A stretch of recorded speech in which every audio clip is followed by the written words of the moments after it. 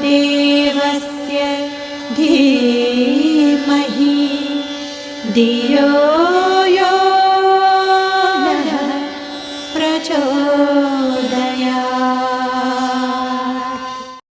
गायत्री मंत्र हमारे साथ साथ। ॐ भूर्भुवः स्वाहा तत्सवितुर्वरेण्यं भर्गो देवस्य धीमहि धियो यो नः प्रचोदयात्।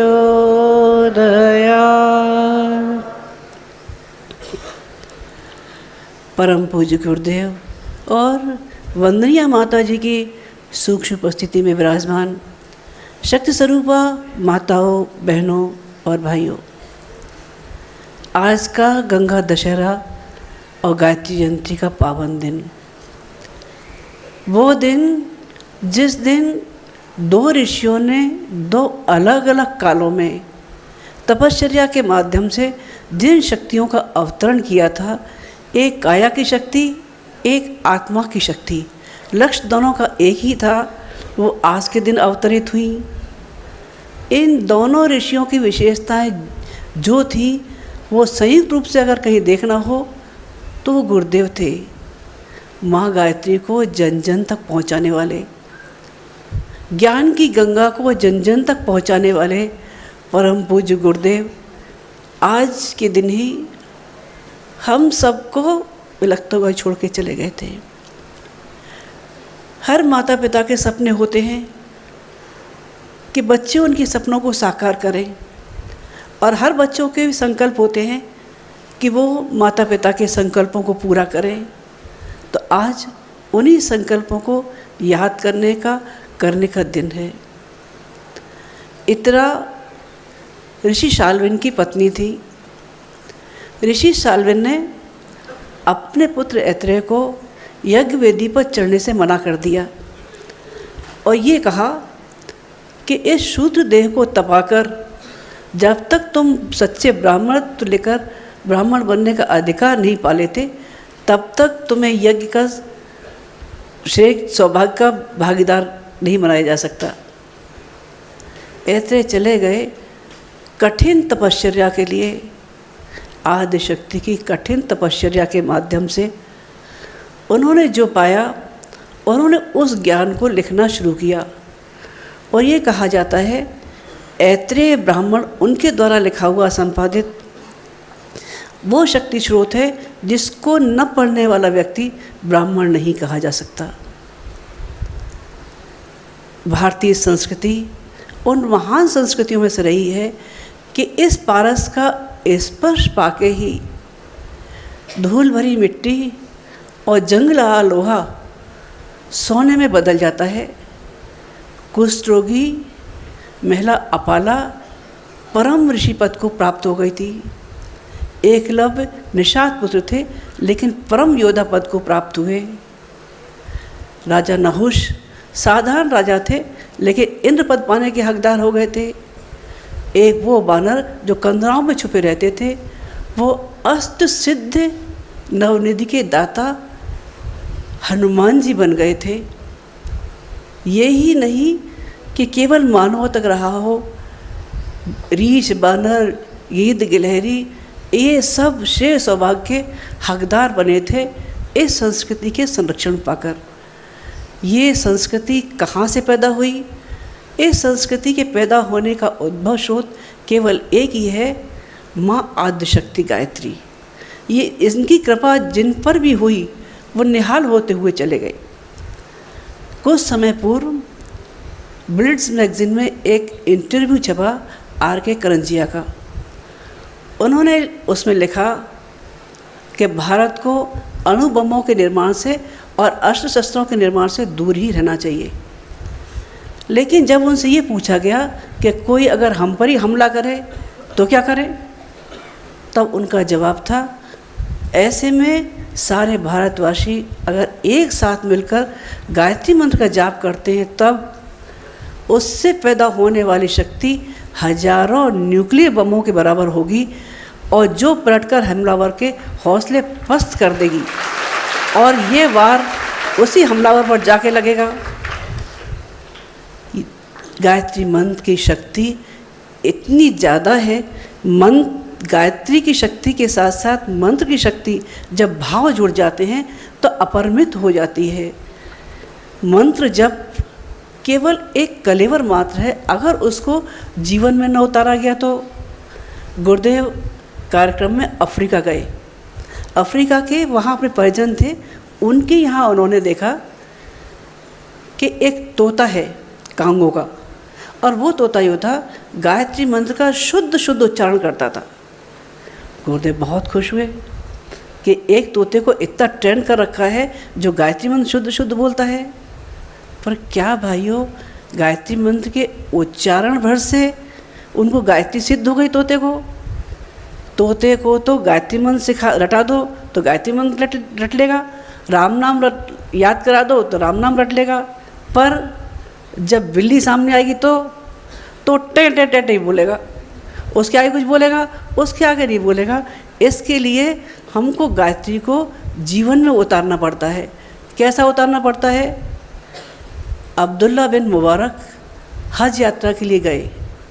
एक दिन काबा में सोए हुए थे, उन्होंने सपने में 2 फरिश्तों की आवाज़ सुनी। फरिश्ते जो बात कर रहे थे, उन्होंने गौर किया ये आपस में क्या बात कर रहे हैं। वो बात कर रहे थे, एक ने पूछा हज यात्रा पर कितने लोग आए? बोले हज यात्रा पर इस बार 40 लाख लोग आए। बोले लेकिन इनमें से इबादत कितनों की कबूल की गई? उन्होंने कहा इबादत जिनकी कबूल की गई वो केवल एक ही व्यक्ति थे।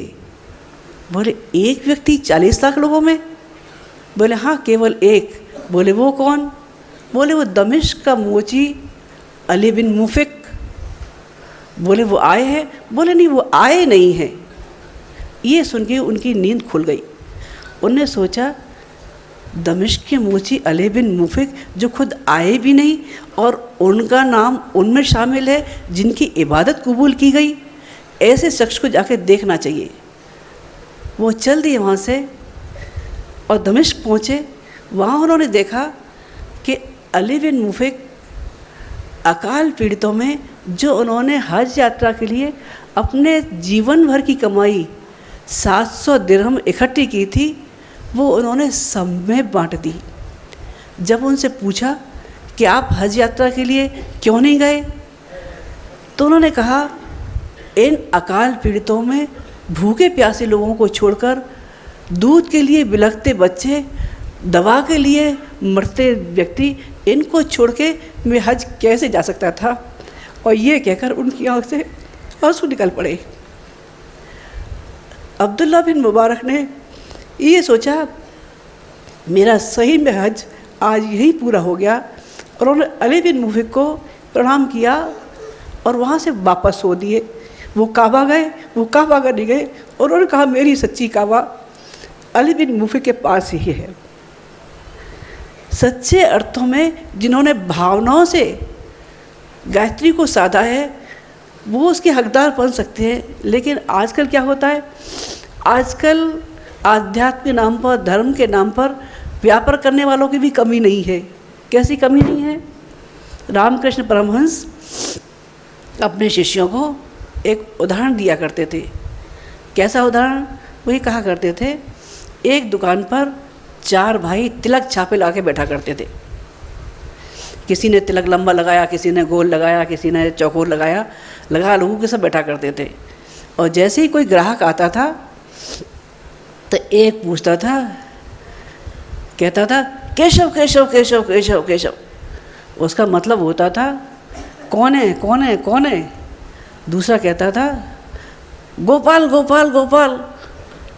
उसका मतलब होता था सीधा साधा है, भोला भाला है। तीसरा कहता था हरी हरी हरी हरी हरी। उसका मतलब होता था इतना बुद्धू है कि इसको लूट लेना चाहिए, लूटने लायक है बिल्कुल। चौथा कहता था हर हर हर हर हर हर। और 4 भाई मिलके उसे लूट लिया करते थे। आज के वक्त में ऐसे अध्यात्म वालों की कमी नहीं है जिन्होंने अध्यात्म को बदनाम करके रख दिया है। गायत्री किनको सिद्ध हो सकती है? गुरुदेव ने इसके 3 चरण बताए। एक चरण बताया उन्होंने उपासना का। उपासना कैसी?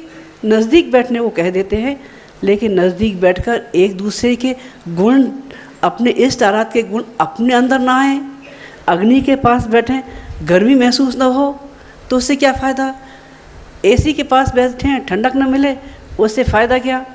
चंदन के पास बैठे हैं, खुशबू मिल ना सके तो ऐसे पास बैठने से क्या? एक बार गोपियों ने बांसुरी से पूछा, ये पूछा, अरे बांसुरी, हम रातों दिन कृष्ण को बहुत प्यार करते हैं, रातों दिन उसके गुणगान करते हैं, उसके साथ रहते हैं, लेकिन एक तुम हो जो हर पल कृष्ण के होठों से लगी रहती हो। बांसुरी कहने लगी, रे गोपियों, तुम क्यों चिढ़ती हो? मैंने अपना अंतःकरण, अपने अंदर की ग्रंथियाँ सब अपने इष्ट आराध्य के चरणों में खोल कर रख दी। इससे वही स्वर बजे हैं जो मेरे कृष्ण ने चाहे हैं। मेरा अपना कोई स्वर है? मेरा अपना कोई स्वर नहीं। कृष्ण होठों से लगाकर जो स्वर फूंकते हैं वही बज जाते हैं। बांसुरी निहाल हो गई कृष्ण के होठों पे लगकर। क्या हम अपने इष्ट आराध्य के साथ बैठकर इतने निहाल हो सकते हैं? दूसरा चरण गुरुदेव ने बताया साधना का। अपने अंदर की कमियों को दूर करने का नाम साधना है। मन अगर हमारा मैला रहा तो भगवान के नज़दीक जा पाएंगे? भगवान के नज़दीक जा नहीं पाएंगे। दिवाली का त्यौहार आता है, सारे घर में रंगाई पुताई होती है, ये सोचकर कि लक्ष्मी जी का पर्व है, जितनी सफाई होगी, जितनी पुताई होगी, लक्ष्मी जी प्रसन्न होकर हमारे घर में आएंगी। मलिनताओं से भरा अंतःकरण अगर हमारा है, जिसमें ईर्ष्या द्वेष भरे पड़े हैं, क्या वो भगवान आ सकेगा? भगवान आ नहीं सकेगा। माता जी कहती रही, कोठरी मन की सदा रख साफ बंदे, कौन जाने कब स्वयं प्रभु मान बैठे। तुम बुलाते हो उसे यदि भावना से, कौन जाने कब निमंत्रण स्वीकार कर बैठे। अगर वो निमंत्रण स्वीकार कर ही बैठा है, हम उसे कहाँ बैठाएंगे? अपने मलिनताओं से भरे अंतःकरण में हम बिठा नहीं सकेंगे। ये गायत्री के को पाने के 3 चरण गुरुदेव के।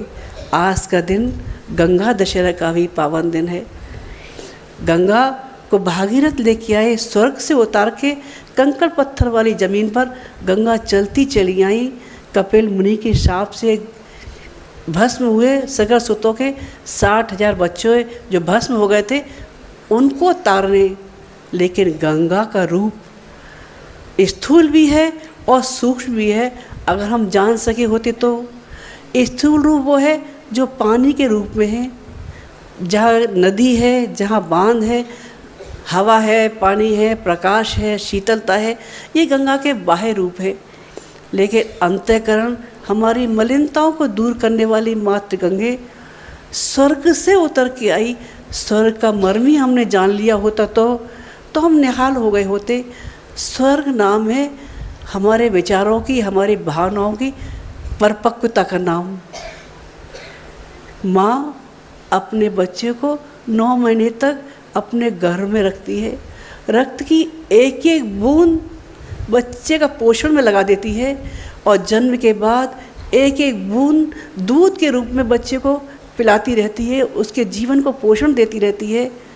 बच्चा बड़ा होता है, उसने खाया कि नहीं खाया, उसके पीछे खुद भूखी रहेगी, लेकिन कटोरी लेके उसके पीछे दौड़ती रहेगी, बेटा तूने खाया कि नहीं खाया, तू थोड़ा सा खा ले। बच्चा ना करता रहता है, लेकिन माँ इसी फिराक में रहती है कि मेरा भूखा बच्चा कब खाएगा। बच्चे को नींद नहीं आती, रात को हल्ला मचाता है, शोर मचाता है। माँ रात रात पर जगती है, लेकिन अपनी गोद में थपकी देकर अपनी नींद कुर्बान करके बच्चे को सुलाती रहती है। स्वर्ग हमको नज़र आया होता तो माँ के चरणों में नज़र आया होता।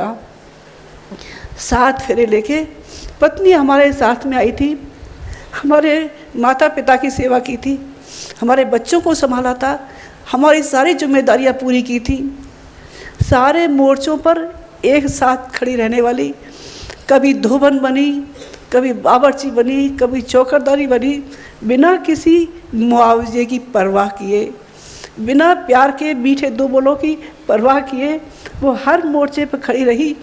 देवता हमारे घर में था, स्वर्ग हमारे घर में था, और हम बाहर ढूंढते रहे गंगा का मर्म अगर हमने जाना होता। आज का दिन वो दिन जब परम पूज्य गुरुदेव हमको एकाकी छोड़कर चले गए।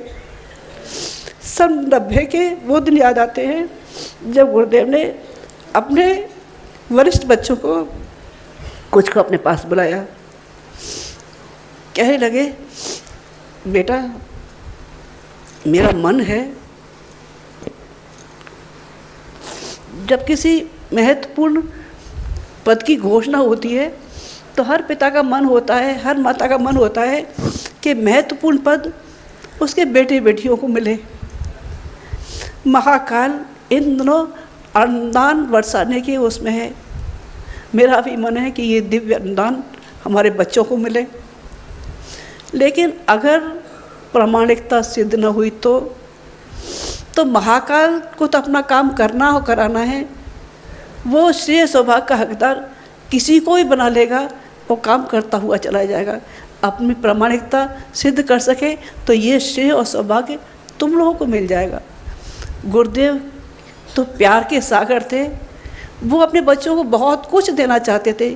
उन्होंने ज़िंदगी भर बहुत दिया और बच्चों ने भी उन्हें बहुत प्यार किया।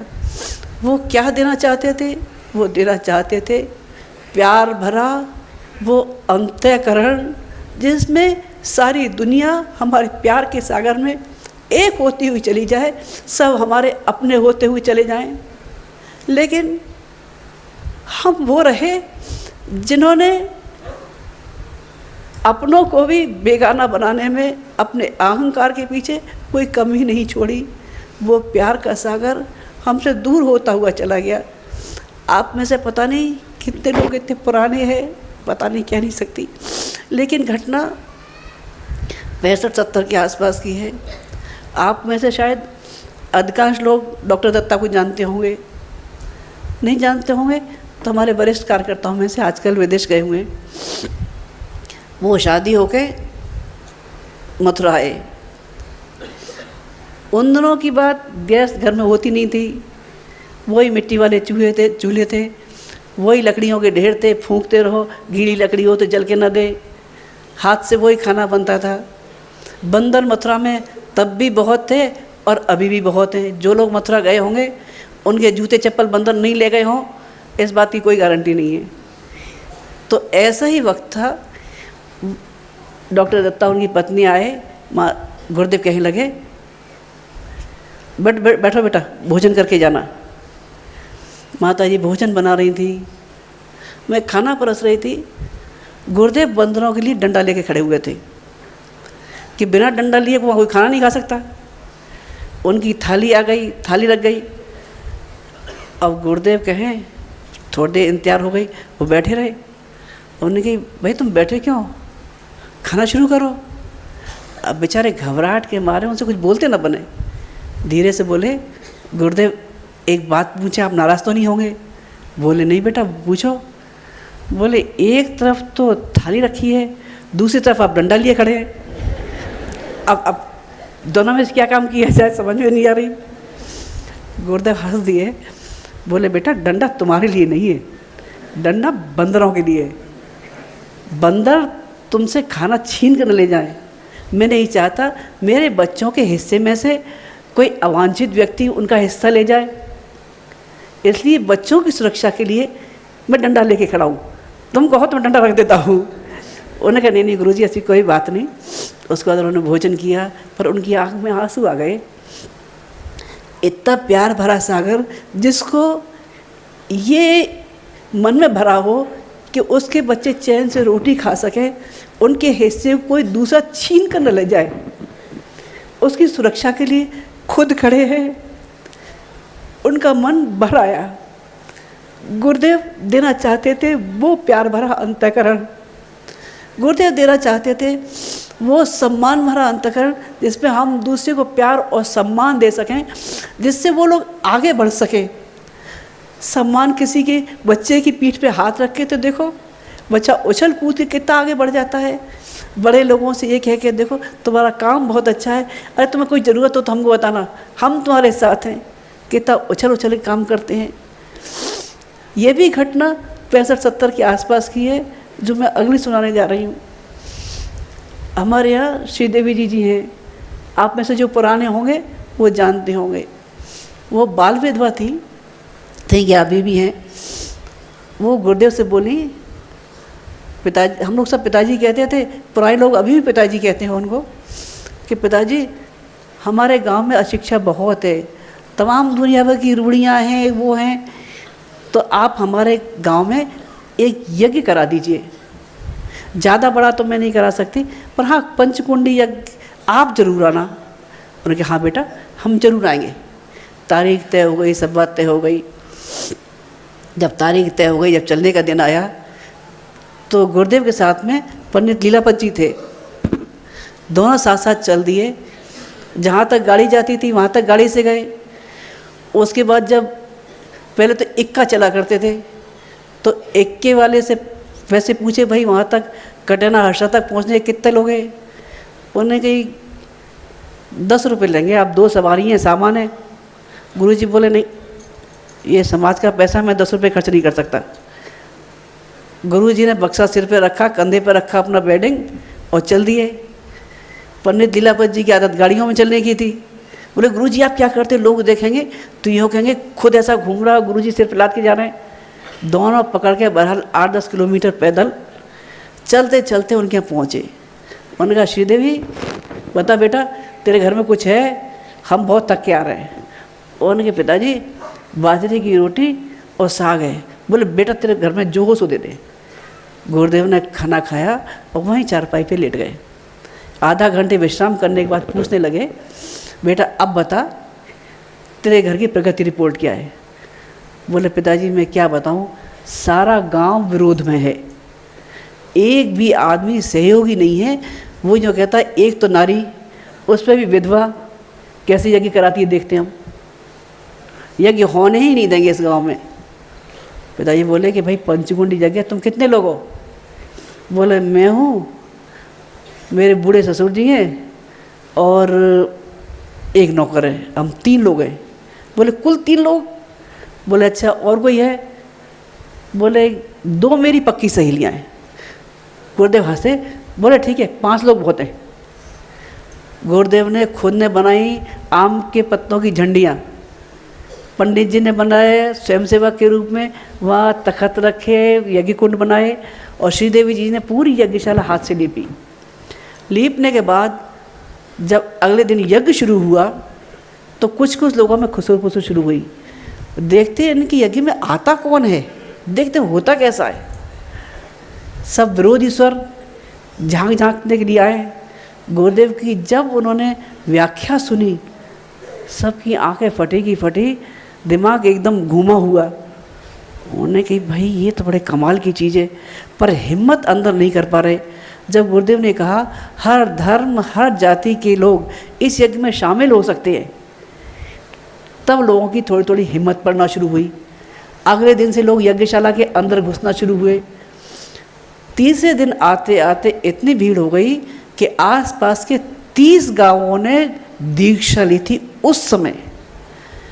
ये गुरुदेव का वो रूप था, वो जिसके कंधे पे हाथ रख दिया करते थे प्रोत्साहन वाला, वो उछल के आगे बढ़ जाता था।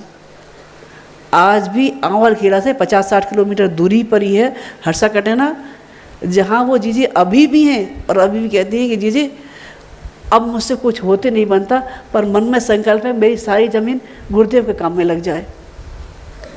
ये गुरुदेव के वो रूप थे जो सामान्य आदमी देख पाता है, सामान्य आदमी देख नहीं पाता। गुरुदेव बनाते रहे अपने बच्चों को सादा जीवन, उच्च विचार वाले, सादगी से भरे अंतःकरण में क्रांतिकारी लोग। वो चाहते थे ऐसे क्रांतिकारी लोग चलें जो समाज में क्रांति पैदा करते हुए चले जाएं। लेकिन हम छोटी छोटी सुख सुविधाओं में, हमारे घर में टीवी होना चाहिए, हमारे घर में फ्रिज होना चाहिए, हमारे घर में ये होना चाहिए, छोटी छोटी चीज़ों में अपना दिमाग खराब करते रहे। लेकिन क्या हम अंदर से क्रांतिकारी का रूप पैदा कर सके? क्रांतिकारी का रूप पैदा कर नहीं सके। गुरुदेव की अपेक्षाएं अपने बच्चों से बहुत रही, उनका प्यार भरा अंतःकरण रहा, वो प्यार लुटाते रहे। इतने बड़े मिशन का आधार केवल गुरुदेव माता जी का प्यार भरा अंतःकरण। उन्होंने जिसके कंधे पे हाथ रख दिया, केवल एक बात कही, और कोई हो न हो पर मैं तुम्हारा हूँ, मैं तुम्हारे घाव धो मरहम लगाऊंगा। लोगों को भरोसा था कि हमारे पिता हमारी मदद के लिए हर वक्त तैयार है। इतना बड़ा स्वरूप जो देखते हैं मत्स्यावतार का, वो गुरुदेव माता जी का वो प्यार भरा अंतःकरण जिसमें उन्होंने जी भर के प्यार लुटाया। तो प्यार पाने वालों ने भी उनको बदले में अपना सब कुछ न्योछावर करके दे दिया। उनकी एक ही आवाज़ पर लाखों की संख्या में लोग उठ खड़े हुए, उन दीपकों की तरह से जिनने ये कहा, सूर्यदेव आप अस्ताचल को जाते हो, लेकिन नवयुग की अफगानी के लिए हम रात भर अंधेरे से लड़ते रहेंगे और जलते रहेंगे। आज गुरुदेव के संकल्पों को पूरा करने के लिए उनके हर बच्चे संकल्पित हों, हे गुरुदेव आपने जो ज्ञान की गंगा बहाई है उनको हम जन जन तक पहुँचाएंगे। माँ आदि शक्ति का अवतरण, माँ गंगे का अवतरण हमारे अंतःकरण में हो सके, ऐसी मंगल कामनाएं। ओम शांति।